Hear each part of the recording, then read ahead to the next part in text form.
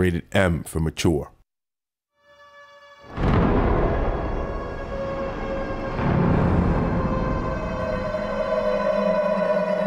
Time stops. I sleep for hours, days, weeks, and when I finally awake, I'm still a creature of the dark. Riddick's always been tightly connected to Starbreeze. We had done a few games before that, but Riddick came out and lifted Starbreeze from being a pretty unknown developer to being a world-known developer. So we feel very tightly connected to this brand and franchise. It fits our mood, fits our style of gameplay. We want to make games that the player feels like I'm actually part of this. Fishback made a pretty big impact because it was a strong character and it was a sci-fi movie that was kind of a bit different. It wasn't that high sci-fi. It was a little bit more gritty and low tech. And it's really down to earth. Everything looks like it has been in use for a long time and that it can take a lot of punishment. It's very hardcore. Riddick is a lone wolf. He's doing his own thing. You don't know why.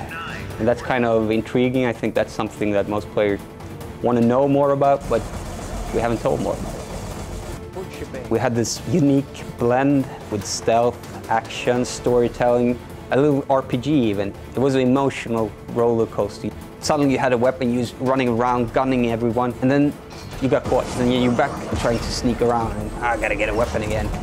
People really liked it, and word of mouth spread, and a lot of people have played it, but it's not backwards compatible on the 360. And we had this opportunity to release it again, maybe, higher resolution, add a few textures, and address all of these niggling issues. Not only because our hardware is better, we can add a lot more geometry. We also learned a lot of things over the years that we can apply now. It feels like going back to something that was in a very good shape and adding extra love. So we've gone through all levels, re-detailed them, made them look better. So for players that hasn't played Butcher Bay, it's a game that looks 2009. And for the players that had played Butcher Bay back in the day, it's gonna be worth a revisit because we have done a lot there.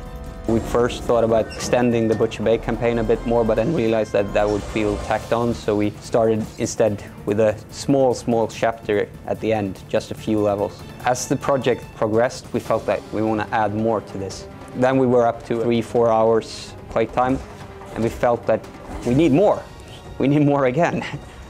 Luckily, we hadn't recorded story, we hadn't cast characters for the roles, so we were pretty free to expand the story and jam in more content there. The Dark Athena took off from there and became something really big. We see Dark Athena as a next chapter in the saga about Riddick. We have built upon the last game, of course. Everything that we have worked on for Athena, every AI improvement, the Riddick character, movement, navigation, everything, it's really impressive. Seeing all these things that we've learned over the years and tying that into a cohesive whole not only strengthens the old game, but we have this new game that's really cool. That's really exciting.